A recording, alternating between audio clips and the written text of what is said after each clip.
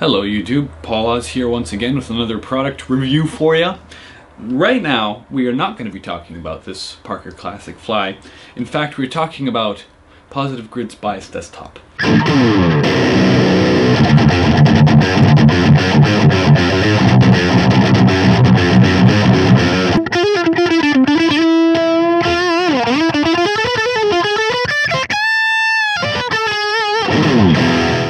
This piece of software is actually super powerful, and despite the fact that it doesn't seem to have any effects really, other than like a pretty alright gate built into the system, it's quite good dry.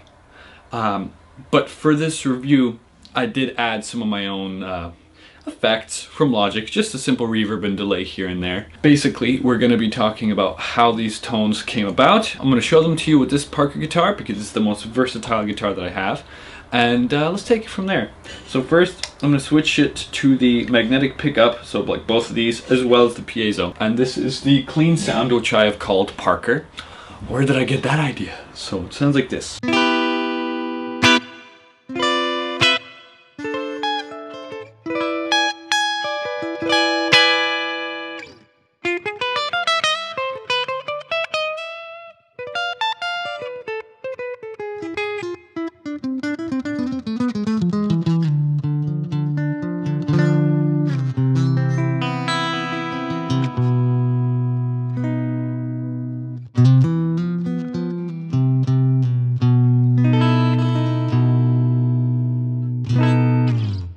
So as you can hear with the piezo as well as the magnetic pickups, it sounds quite good. I really like the snappiness of the piezo and the pickups, and I've actually dialed in this patch specifically to sound organic. It really feels like I'm playing a tubey kind of clean rather than a more synthesized model to clean. For an amp model, this is quite a good stepping point, I think. And for the price point of like what, $100?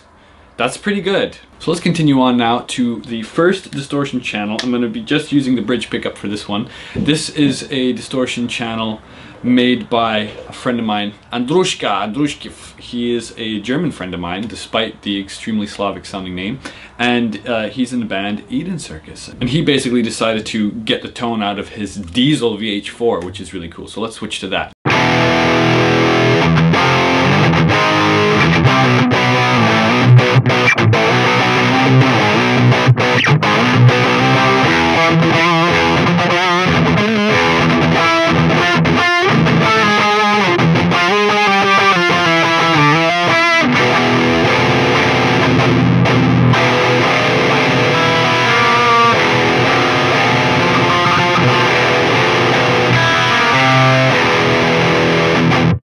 For a distortion tone, I think that's really convincing.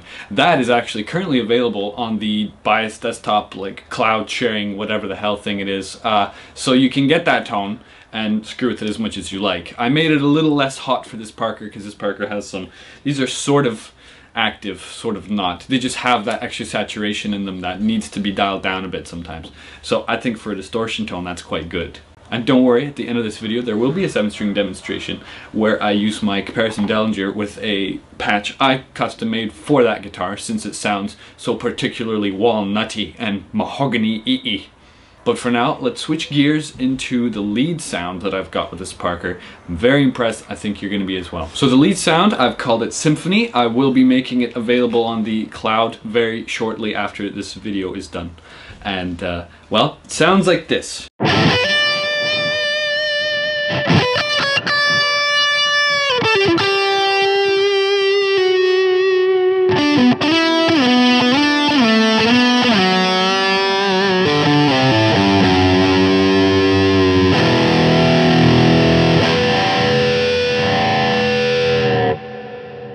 Sounds enormous, huh? Of course I did add my own reverb and delay on top, but that's just what's in Logic, and if you have a DAW with some plugins you can do the same thing. Making the dry signal sound good first though is always the most important thing, so that you can make that epic wet sound better, you know. So be sure that your input is solid, is what I'm trying to say. So right now I'm going to be flicking on my overdrive pedal, which is adding a hell of a lot of gain, and I actually have a wah pedal here to demonstrate what it can sound like in a different kind of way, a little bit more hairy, a little bit more 80s metal.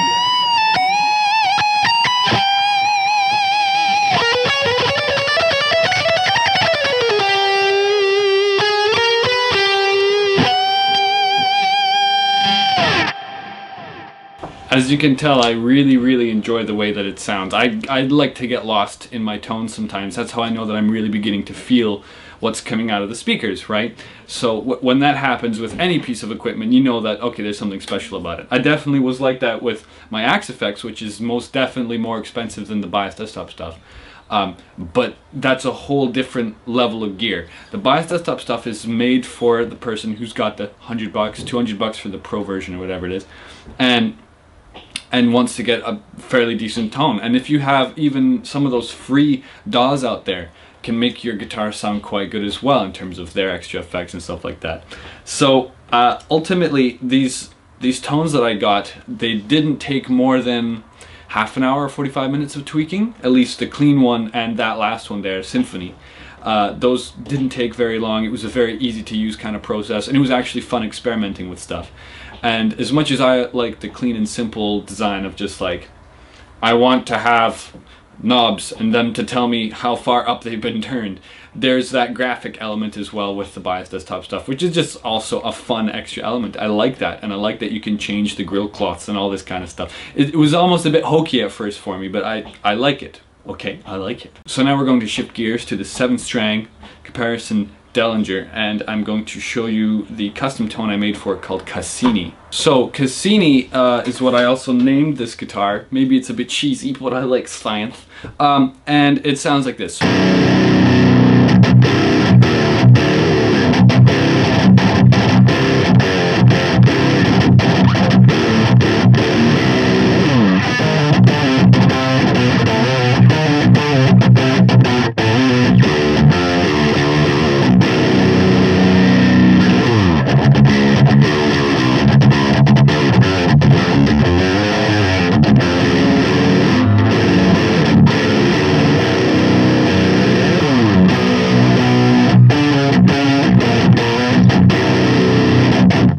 So as you can tell, is a little bit tighter on the gain.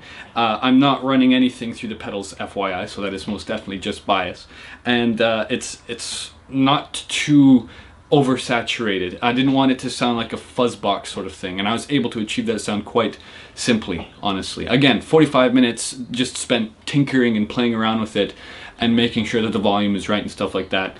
Now some people do complain that there is no drive to add more of that gain and saturation, and what I have to say is there is an input and a master volume, and those tend to add quite a bit. I have them fairly dialed back in this demo. So for the consumer who wants to spend $100 and get a great piece of gear, it's definitely highly recommended for me. Definitely stamp of approval on this one, you guys. And I'm gonna play myself out because I tend to do that with these videos now, and it's fun. I will be making all these things available. Don't forget to subscribe and like this video if you did like it. Be sure to comment and share if you think the tones are worth it as well. I quite like them. So yeah, as I was saying, back to Cassini.